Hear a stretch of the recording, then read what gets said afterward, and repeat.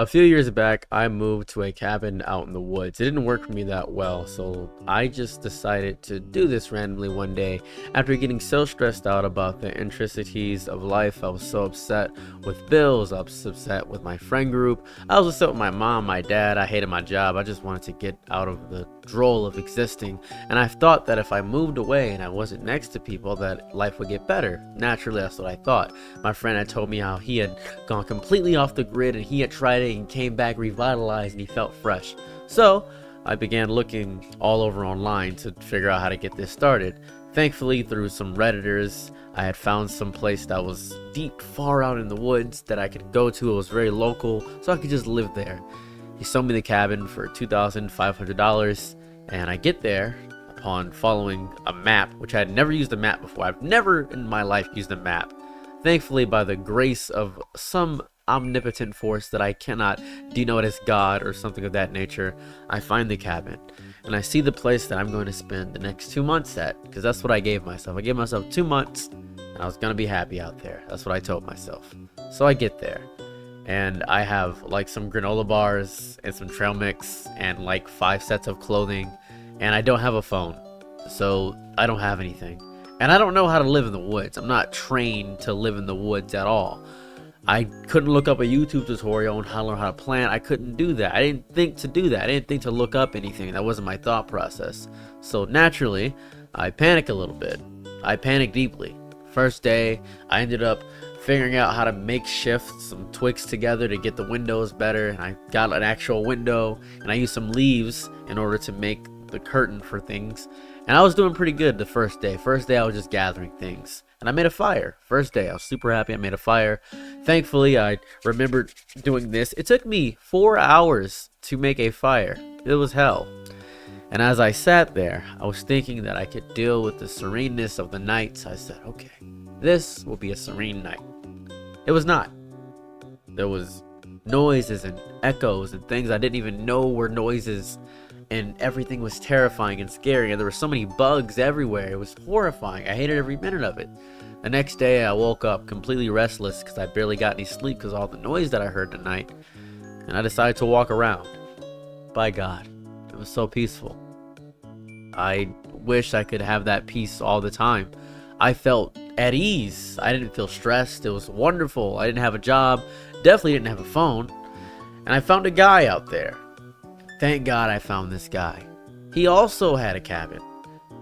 And he said, I can teach you and help you and give you a few tools. He gave me an axe. He gave me a hoe. He gave me a sickle. And he gave me some seeds and plants. And he gave me some of his meat that he had. I was so excited to go home and cook from my cabin. I was excited. Then I lost where my cabin was because I had lost track of the route that I had taken. So I didn't know where I was because I had walked too far. And he said, hey, don't worry. Just stay in my cabin at night. I stayed in this cabin and it was very nice. Next day, I had figured out I might as well just walk the forest till I find my cabin, and thankfully, I found my cabin. Super excited. I arrived back in my cabin, and all of my food is eaten. There's bugs everywhere all over my clothes, and I'm depressed. I go back to the guy and ask, this may sound crazy, but could I bother you? And he said, yeah, I'll help you out. And he had a much better cabin than me. There was actually things in there. He had an indoor fireplace. It was very nice. And he had windows. It was very nice. And he taught me so many different unique skills. And I asked him, why do you live out here? He said, got sick of it.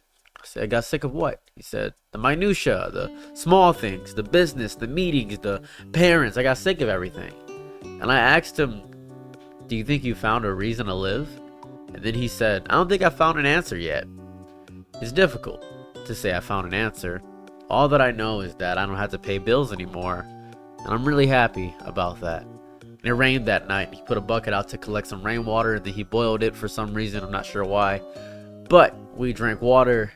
We had s'mores. I'm not sure where he got graham crackers from. I really do not know, but we had s'mores. I was very happy. And then we had the worst ice cream texture I ever had in my entire life. It was horrible. We talked about our history, about our lives, about romance, about our fear of death, about our fear of longing for another person, about our fears, about our joys, about our wants. We talked. And I could tell that he wanted to talk more because he had been looking to speak to somebody. And after speaking with me, I stayed there for about a week or two. He said, I think I want to go back to society. Are people like you? And I said, no, why do you think I'm out here? And he said, oh, I miss people. I asked him how long he had been out there. He said 3 years. I said, you've been out here for 3 years? He said, yes. 3 years I've been out here. I was concerned. I said, what about women? What about sports, media? Do you know what TikTok is? He said, no. Don't know what that is. I left. I just don't know what's going on anymore. I just left.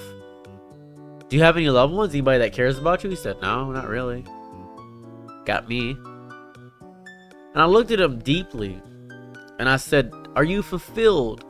And he said, I'm the happiest when I'm speaking to someone like you, because I don't think I've ever experienced anyone like you. You're fun. I like you.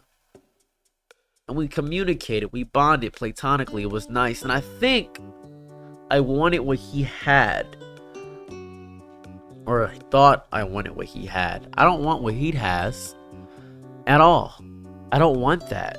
He had something in him that made him discouraged, that made him feel different, that made him weary and weak, and I didn't want that. I didn't want that. I didn't want this longing for human communication, but too stubborn to realize that I needed social interaction to be a person.